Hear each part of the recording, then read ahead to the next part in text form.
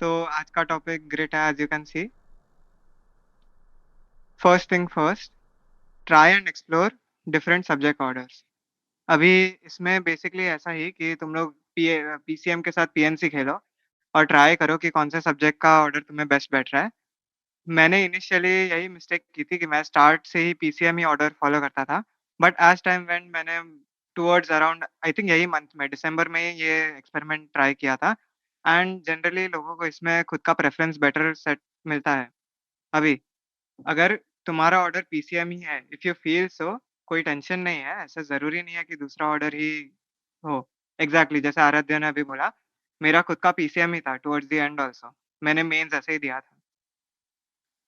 So next thing, एक और चीज़ पे ध्यान रखना कि पेपर एकदम नीटली सॉल्व करना है, शैविली नहीं। ऐसे किधर भी कुछ भी नहीं लिख देना। तुम लोग कैसे सॉल्व करते हो बोलो? नीटली मतलब कैसे? मतलब हर एक क्वेश्चन के बीच में ऐसे स्पेस होता है कि जिधर जगह मिला उधर? बस तुम्हें पता चले वैसे। ओके। हाँ, इनमें से थोड़े मैसेज में ऐसे मैं ही करता था। जैसे स्टार्ट में मैंने एकदम किधर भी कुछ भी दिखे तो स्टार्ट किया था। बट टुवर्ड्स द एंड, जैसे तुम लोग यहाँ पे लिख रहे हो, बीच में लाइन गिरा के या बॉक्सेस बना के सॉल्व करता था। एक tip from my side, paper को 2 मतलब स्टार्ट से ही हाफ्स में डिवाइड कर सकते हो, ताकि ज़्यादा स्पेस तुम यूज़ कर सको। इसमें मेन यही हेल्प है कि तुम लोग क्वेश्चन बार-बार रिविज़िट कर पाओगे। इसमें ये भी ध्यान रखना है कि बहुत बार ऐसा होता है कि क्वेश्चन अगर क्लियरली नहीं दिख रहा कि क्या पे क्या लिखा हुआ है, तुम लोगों को याद नहीं है, अ, वापस आते वक़्त, तो तुम्हें ऐसा लगेगा कि छोड़ो ना, वापस कौन ढूँढेगा, पूरा वापस ही सॉल्व कर लेता हूँ। तो उसमें टाइम भी वेस्ट होता है। तो kind of a time saving tactic also. And जितना तुम्हारा पेपर अच्छा रहेगा, नीट रहेगा, उतना तुम्हारा माइंड भी क्लियर रहेगा। सो 2 इन 1 है। A very, very important thing, don't let ego get the best of you. ये मेरे साथ स्टार्ट में बहुत ही ज़्यादा बड़ा प्रॉब्लम था कि मैं ऐसे पेपर के साथ ईगो क्लैश करने लग जाता था। मेरा फिज़िक्स बेटर था in comparison of maths and chemistry, तो मैं ऐसा सोचता था कि नहीं-नहीं, फिज़िक्स में तो सारे क्वेश्चन सॉल्व होने ही चाहिए। एंड उसकी वजह से बहुत बार ऐसा होता था कि मैथ्स के लिए टाइम बचा हुआ नहीं रहता था, या केमिस्ट्री में जल्दी-जल्दी खत्म कर देता था तो सिली एरर्स हो जाते थे। तो don't let ego get the best of you. अभी तक तुम लोग में से किसी ने ये प्रॉब्लम फेस किया है क्या?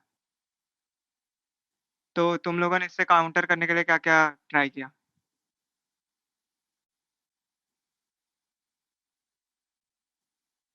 ओके। तो आराध्य, तुमने टाइम फिक्स करने के बाद मतलब फिर अगर कभी ऐसा हुआ कि क्वेश्चंस ही लेंथी है, तो फिर तुम क्या करते थे? ओके, सो कॉमन सजेशन, मैं भी यही करता था। इवेंचुअली मैंने टाइम फिक्स कर दिया था सेक्शन का। Right, right.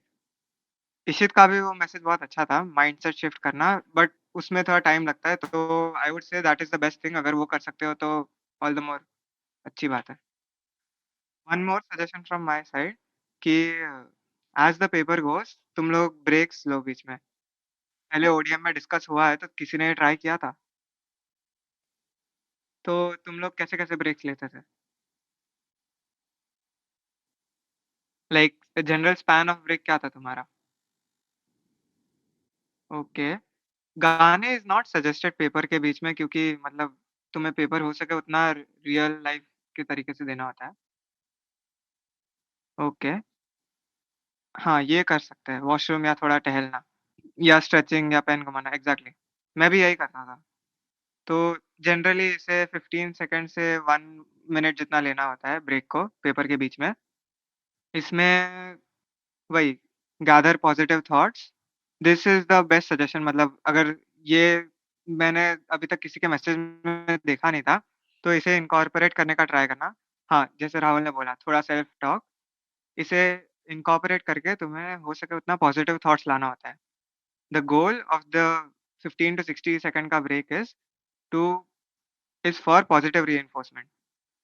हाँ, वही पार्थ, जब पेपर खराब जा रहा होता है, this is the part that makes the difference. जब पेपर खराब जा रहा होता है ना, तब you need to believe in yourself कि तुम्हारा अकेले का खराब नहीं जा रहा। एज़ यू नो मतलब बहुत सारे लोग पेपर दे रहे होते हैं, तो रेयरली ऐसा कभी होता है। हाउ डू यू नो इन हाँ, वो उसमें बिलीफ वाला पार्ट थोड़ा ज़्यादा आता है खुद पे। कुछ भी कैसा भी पेपर जा रहा हो, भले ही दूसरों का भी खराब जा रहा हो, कंपोज़र हमेशा मेंटेन करके रखना होता है एंड जितना कंपोज़र मेंटेन करके रखोगे उतना पेपर अच्छा जाएगा। आई पर्सनली मेरे लिए यही सबसे बड़ा प्लस पॉइंट था कि पेपर देते वक़्त I learned this early on around mains 1 के पास ही मैंने ये सीखा था, कि पेपर देते-देते मेरा कंपोज़र लूज़ नहीं होता था। हाँ, राइट एग्ज़ाम लाइक सेटअप घर पे भी बना सकते हो एंड उससे ज़्यादा मेडिटेशन और जो तुम लोग प्रैक्टिस करते हो, उससे खुद को काम करना होता है। After a point it is just positive reinforcement खुद को बार-बार बोलते रहना है कि पेपर में मैं गलती नहीं कर रहा, this is not a me problem, paper भी हार्ड हो सकता है and when the paper is hard, you need to maintain belief in yourself and slowly and calmly question को टैकल करना होता है। बहुत बार ऐसा भी होता है कि पेपर ईज़ी हो गया, तभी भी ये कंपोज़र मेंटेन करना बहुत इम्पोर्टेंट है, ताकि तुम लोग ऐसे बहुत एक्साइटेड नहीं हो जाओ एंड पेपर में मिस्टेक्स कर लो। Goal is to rejuvenate ourselves and bounce back. And last point, not last point, read through questions thoroughly and with a cool head. इसमें मेन यही पहले वाले पॉइंट से मैच होता है। शांति से पूरे क्वेश्चन को पढ़ना है। बहुत बार ऐसा होगा कि तुम्हारे सामने एक ऐसे बड़ा-सा पैरा छोड़ दिया जाएगा क्वेश्चन का एंड तुम्हें सोचना होगा कि क्या लिखा हुआ है, क्या नहीं लिखा हुआ है। ऐसा बहुत बार होता है मैथ्स में स्पेशली कि बहुत बड़ा क्वेश्चन दे दिया जाएगा और तुम लोग सोचोगे कि नहीं ये बहुत हार्ड होगा। But turns out that is probably one of the easiest questions. इसलिए क्वेश्चन को शांति से देखना होता है। जो लिखा हुआ था उसको नोट डाउन करो एंड फिर कामली सोचो। Quick walk through would be कि तुम पहले सोचो कि कौन से टॉपिक से क्वेश्चन है, वेदर तुम्हें आता है या नहीं आता है एंड फिर उसके बाद तुम डिसाइड करो कि क्वेश्चन स्किप करना है कि कंटिन्यू करना है। This was what I did. अभी आई फ़ील लाइक वो टेक ब्रेक्स वाले में बहुत लोगों को डाउट्स होगा, तो उसमें किसी को डाउट है तो वो मेंशन कर सकते हो। अ, मैं जनरली ब्रेक्स लेता था इन सेट्स ऑफ 1 आवर, फिर 1 आवर 40 मिनट्स, फिर नेक्स्ट 40 मिनट्स के बाद एंड फिर 20 मिनट्स के बाद। हाँ, बिटवीन सब्जेक्ट्स भी कर सकते हैं बट जनरली उसमें मेन्स में स्पेशली प्रॉब्लम आ सकता है कि फिज़िक्स एंड केमिस्ट्री जल्दी खत्म हो गया, मैथ्स में बहुत टाइम लग गया। तो फिर वो बिटवीन सब्जेक्ट्स थोड़ा हार्ड होता है। रादर इससे सिंपल वो फ़ोकस के ऊपर भी देख सकते हैं। स्टार्ट में तुम ऑलरेडी फ्रेश हो तो उतना तुम्हारा फ़ोकस जल्दी हटेगा नहीं। तो स्टार्ट में मैंने 1 आवर रखा था। तुम खुद के हिसाब से एक्सपेरिमेंट करके देखो। फिर समझो हाफ एन आवर या 40 मिनट्स हो गया, फिर उसके बाद ब्रेक लिया। एंड ये जो लास्ट 3 पॉइंट थे, आई बिलीव वो तुम लोग को ऑलरेडी पहले से बोला हुआ था। तो उसमें से तुम लोग का क्या रिव्यू था आफ्टर ट्राइंग?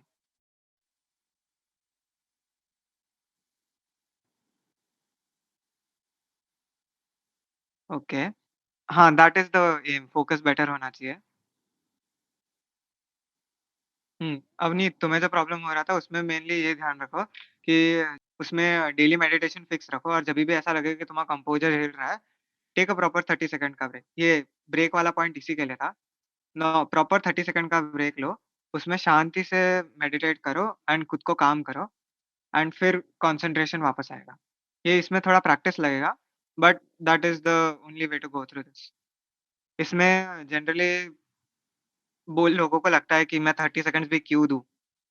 मतलब पेपर 3 आवर्स ही है, 180 मिनट्स, उसमें मैं 30 सेकंड्स और दे दूँगा तो मैं नेक्स्ट क्वेश्चन उसमें एक और कर सकता हूँ। बट यू नेवर नो कि वो 30 seconds is the difference between you getting the next 3 questions और 4 क्वेश्चन्स राइट और रॉन्ग। तुम लोग को वो पेपर नीटली वाला पॉइंट स्ट्राइक हुआ मतलब चमका वो क्योंकि वो थोड़ा ऐसे बैठता नहीं है जल्दी, एटलीस्ट मुझे नहीं बैठा था। हाँ, parse to prevent myself being conscious मैं बस पहले से वो स्पेस डिवाइड करके रखता था and to prevent that consciousness you need to try to do it पहले से। हाँ, kind of. Right, practice is over time. तुम जितना बार उसको एक्चुअल पेपर में इम्प्लीमेंट करोगे, उतना तुम्हें ज़्यादा आइडिया आएगा। मैं तो जब ये पहले समझा था मैं तो शॉक हो गया था क्योंकि मैं तो ऐसे किधर भी कुछ भी लिख के आ जाता था।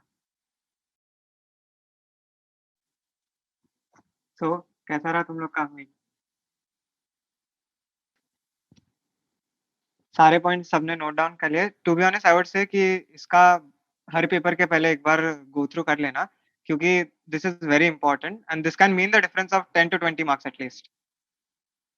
तो पेपर रिव्यू में भी तुम लोग लिख देना कि ग्रिड में से ये वाला पॉइंट मेरा मिस हो गया था या कहीं पे ये मिस्टेक हो गई या मुझे इस पे ध्यान देना चाहिए और इसे नोट डाउन करके बार-बार गो थ्रू करते रहना। Well that's all from my side.